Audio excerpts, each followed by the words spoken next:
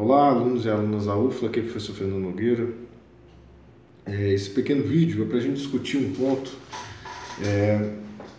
da nossa realidade jurídica que é dos mais importantes hoje, e às vezes até negligenciado nesse sentido, que é da advocacia, da posição da advocacia hoje no país. O professor Lênio Streck, em uma das suas colunas, vou ver se eu coloco aqui o link embaixo, ele vai falar que a advocacia hoje no país é um exercício constante de humilhação, e de fato é. Para quem está militando no foro, conhece muito bem o que é ser advogado hoje. É uma profissão extremamente desprestigiada, inclusive pela nossa própria classe, e indica um pouco qual a qualidade dos tempos que nós vivemos. A fragilização do advogado tem esse elemento, né? Ele contribui para a consolidação de coisas, de estados de exceção jurídico-política. Muito bem. Para a gente poder discutir um pouco essa nossa profissão de advogado, que é uma das possíveis para você que vai se formar em direito, eu gostaria de apresentar para vocês uma determinada figura. Se vocês pudessem escolher uma figura na história desse país para ter como modelo de vida, de trabalho, modelo de jurista, modelo de cidadão, de defensor dos direitos humanos, dos direitos e garantias fundamentais dos brasileiros e brasileiras, essa pessoa, na minha visão, sem dúvida deveria ser Heráclito Fontoura Sobral Pinto. Sobral Pinto certamente foi um dos maiores, se não o maior, advogado da história desse país. E eu queria pontuar para vocês, trazer alguns poucos elementos da história para falar com o Darcy Ribeiro, desse gênio da raça que foi Sobral Pinto, e por que ele é tão importante para a gente, porque ele deve ser muito importante para vocês também. Bom, Sobral Pinto, nascido em Barbacena, aqui perto, né, da nossa UFLA, ele fez uma carreira brilhante e esteve no olho do furacão em dois momentos especiais, extremamente delicados na nossa história. O primeiro, a ditadura varguista, né? E o segundo, a ditadura empresarial militar, começa em 64. E aí, para a gente conversar um pouco, eu gostaria de indicar dois livros para vocês. Quais são eles? O primeiro é o Lições de Liberdade, Os Direitos do Homem no Brasil. E o segundo é o Por que Defendo os Comunistas. Esse primeiro livro que eu mostrei para vocês são basicamente as manifestações, os textos, as peças jurídicas produzidas por Sobral Pinto durante a ditadura militar, né? Como ele juridicamente foi um campeão das liberdades contra o arbítrio, contra a tirania que lá se instalava, né? Naqueles tempos. E tem documentos preciosos nesse livro. E nós temos esse daqui, Por que Defendo os Comunistas, que vai contar a história da defesa que Sobral Pinto vai dar para os envolvidos naquilo que a gente chama de insurreição comunista de 1935, envolveu Luiz Carlos Prestes e outras pessoas. E também consta, aqui está mapeado todo o processo, todos os documentos que foram produzidos por ele, e mostra com muita clareza a genialidade, a verve, a qualidade enquanto jurista, enquanto humanista desse cidadão. E vamos tratar de alguns rápidos pontos sobre a história de Sobral Pinto e da sua vida. Não só profissional, mas também como defensor incondicional dos direitos humanos. Isso que está meio fora de moda hoje.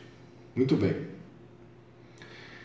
Dos grandes pontos mais famosos da história de Sobral Pinto é quando ele vai defender Harry Berger, que é um dos co-réus no processo lá da insurreição comunista de 35 e que estava preso em condições absurdas, abjetas. Ficou mais de um ano preso num vão de escada na sede da polícia de Filinto Miller, da Polícia do Distrito Federal. E para fazer essa defesa, sabendo que estava militando perante um tribunal de exceção, Sobral Pinto utiliza de uma jogada simplesmente genial. Já que o Código Penal, a própria Constituição, os elementos mais básicos de normativas em direitos humanos não estavam sendo aplicados, o que ele faz? Ele vai lá e, na manifestação, no requerimento que ele vai fazer para o senhor Raul Machado, que é juiz do Tribunal de Segurança Nacional, Tribunal de Exceção criado por Vargas, ele vai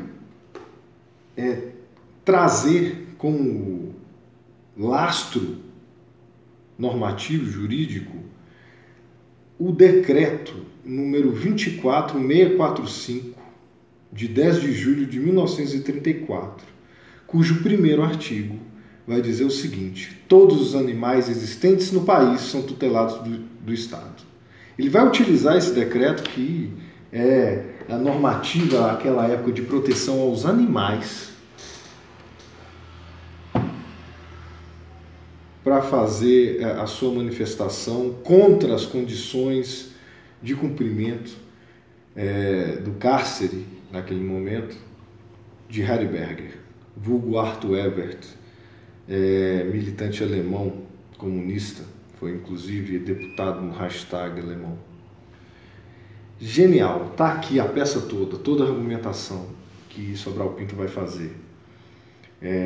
E mostra a qualidade, né? Quando você domina o procedimento, quando você conhece o direito penal, em especial conhece o processo penal, você consegue construir esse tipo de estratégia fora da caixa, consegue ter um instrumental na mão para ser cada vez mais imaginativo e fazer o que precisa ser feito, mesmo quando, num primeiro momento, a solução jurídica não está posta.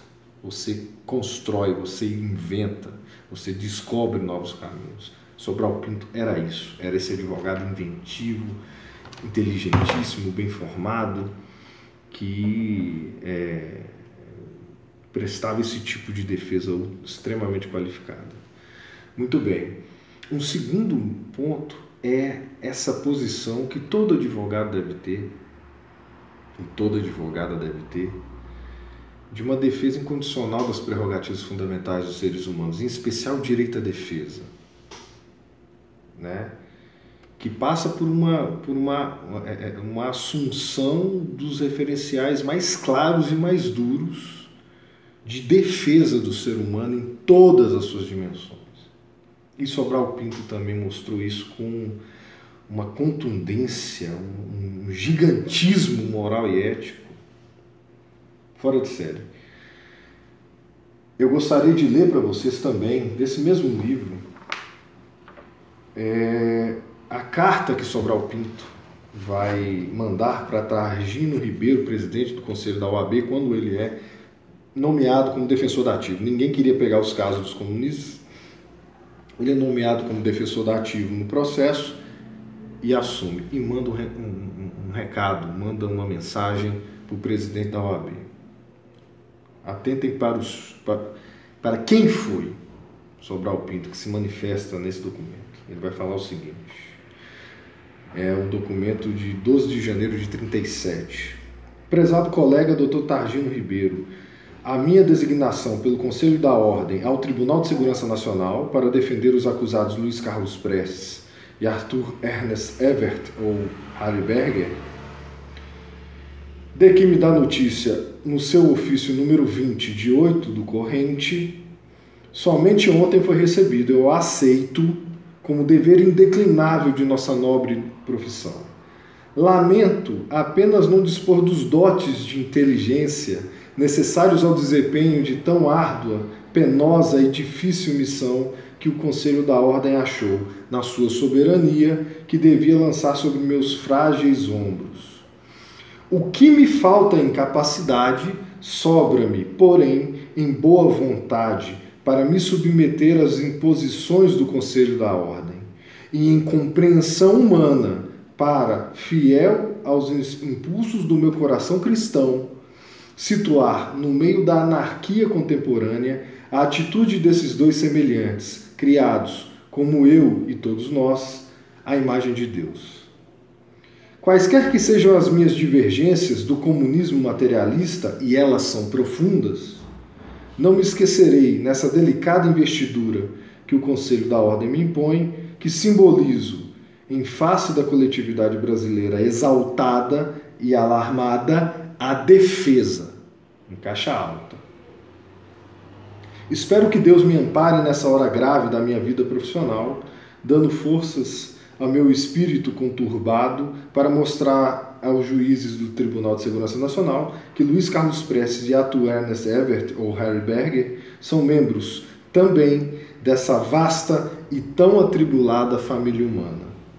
Alimento a fundada esperança de que encontrarei, nesse reservatório imenso que é a caridade cristã, recursos dignos e apropriados para, sem renegar os princípios básicos da civilização brasileira, demonstrar que os acusados, ora indicados ao meu patrocínio, a par de erros funestíssimos, alimentam-se também de verdades generosas para a difusão das quais são capazes de grandes e respeitáveis renúncias. Adotando na defesa que irei fazer essa orientação, penso, meu caro presidente, trabalhar para a manutenção entre nós das tradições de desinteresse e amor às liberdades públicas, hoje em dia tão esquecidas no nosso meio. Com estima e alto apreço, sempre ao seu inteiro dispor, Heráclito Sobral Pinto. Veja, essa humanidade profunda, para além dos posicionamentos políticos, essa crença dura no direito de defesa de todo e qualquer cidadão, todo e qualquer ser humano. É o que Sobral Pinto nos mostrou uma e outra vez. O Sobral Pinto era um conservador, ultracatólico, anticomunista até o osso, mas não hesitou em defender Luiz Carlos Prestes e Harry Berger com todo o denodo, toda a dignidade da sua profissão e da sua posição de defensor dos direitos e garantias fundamentais de todo e qualquer ser humano. Isso está para além das divergências políticas. Não à toa continua amigo de Luiz Carlos Prestes até o fim da vida. Um era comunista, o defendido, o outro era conservador, católico, anticomunista. Mas em sendo advogado, em sendo defensor dos direitos humanos, isso não importa. Todo e qualquer ser humano, por maior divergência que eu tenha contra ele, tem um direito à defesa. Porque é um direito fundamental. É uma prerrogativa fundamental de todo e qualquer ser humano. Isso é de uma beleza muito grande. E, por sinal, também a gente poderia falar da posição dele como defensor da ativo. Hoje a gente vê muitos defensores da ativo sentando com dois de paus, sem fazer nada, recebendo aquela merreca lá de honorários enquanto defensor e não dando a devida defesa qualificada, fazendo um simulacro de defesa, ficando em silêncio, não conversando com seu assistido e participando da farsa junto com o Poder Judiciário e junto com o Ministério Público, de que supostamente naquele processo, aquela pessoa que não tem dinheiro para contratar um advogado, que tem esse defensor nomeado, participando dessa farsa de que de fato está havendo defesa, está havendo contraditório e um processo minimamente razoável segundo padrões democráticos. O que mais acontece é a violação disso, né? Você que vai se formar logo mais e que vai assumir defensoria da ativa de um ou outro processo, leve isso no coração, leve a figura de Sobral Pinto junto com você, né? Do que é ser, de cumprir o seu mistério, cumprir a sua função, a sua digníssima função de defesa, de advogado, de advogada. Nunca se esqueça disso. Não faça como muitos fazem, que atacam a profissão, atacam a dignidade da nossa função, que é muito bonita, muito nobre, assim como as demais. Muito bem, para a gente poder encerrar, eu gostaria simplesmente de indicar para vocês algumas leituras. Vou colocar aqui embaixo na descrição uma primeira, que é a biografia de Sobral Pinto, produzida pela FGV, chamado Toda Liberdade é Íngreme. Está aqui para vocês baixarem, ela é gratuita, muito boa, podem ler, muito bacana. Vou colocar aqui também um outro texto muito importante para nós, que são os mandamentos, os 10 mandamentos do advogado, de Eduardo Couture, que foi um jurista, um advogado uruguaio, que é um texto pequenininho, que é muito importante para a nossa profissão. Eu chamo a atenção, inclusive, nesses 10 mandamentos, para o 4º mandamento, né, que vai falar o seguinte: luta. Teu dever é lutar pelo direito, mas no dia em que encontrares em conflito o direito e a justiça, luta pela justiça. Às vezes a produção normativa, o nosso poder legislativo, às vezes produzem normas que negam a si próprias no sentido, ou negam o seu fundamento, uma vez que vem não para garantir direitos, mas para violá-los. Isso acontece muito. Quando você encontrar isso na tua vida, você tem que ter essa referência. Lutar pela justiça, às vezes, indo contra a lei, estrita, fria, positivada. Coisas para a gente pensar. Um terceiro texto, melhor dizendo, que eu gostaria de indicar, é um texto que todo mundo tem que ler. Todo graduando, toda graduanda, que é o Dever do Advogado, de Rui Barbosa, que é uma resposta a uma interpelação de outro grande advogado, era Evaristo de Moraes. Evaristo de Moraes perguntando ao seu mestre, Rui Barbosa, se deve ou não assumir uma determinada causa controvertida. E Rui Barbosa responde num texto antológico por que se deve defender. Porque o direito de defesa é sagrado, independentemente de outras intercorrências. Todo e qualquer ser humano tem direito à defesa. Dei uma lida nisso daí também. Para encerrar, mas para encerrar mesmo, eu, correndo atrás de livros sobre Sobral Pinto, fui lá e comprei esses 2. Chegou para mim, eu achei que comprei, né? Comprando em sebo, chegou para mim, tá novinho, todos 2. Aí eu fui ver o que é. Eles foram publicados pela Editora Comunicação e pela Universidade Católica de Minas Gerais. Todos 2 estão esgotados, é da década de 70. E o sucessor da Editora Comunicação é o Sebo Comunicação, que está aí na estante virtual e tudo mais. Comprei os 2 pela estante virtual. O Sebo Comunicação é de Belo Horizonte. Fui lá conhecer o dono do sebo, que é o senhor Marco Antônio, uma pessoa muito bacana.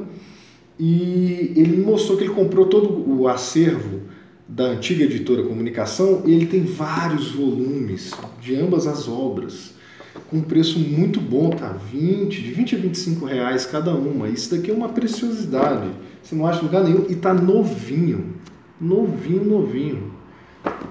Eu vou botar aqui a indicação aqui do Sebo Comunicação, o contato, para que vocês, caso tenham interesse, também comprem. É um livro tá muito barato, e ele tem várias edições lá. É uma leitura preciosa, é uma coisa para você ter na sua biblioteca lá jurídica, ler, reler e guardar para a vida. Aí é interessante, vou só colocar aqui o contato aqui embaixo, aí vocês, caso achem interessante, achem prudente, façam contato e comprem. Tudo bem? Esse era o recadinho. Guardem isso no coração, da dignidade da defesa, dignidade da advocacia, dignidade desse ministério privado, desse homem, dessa mulher que não é nenhuma autoridade, sozinho, dando a voz para quem não tem voz, enfrentando o Estado, enfrentando as autoridades constituídas em nome dos direitos, em nome das garantias. Nós temos uma história, nós temos uma tradição que é belíssima e não podemos esquecê-la e temos que resgatá-la. Sobral Pinto é uma referência maior no Brasil, na história desse país. Tudo bem? É isso. Um grande abraço.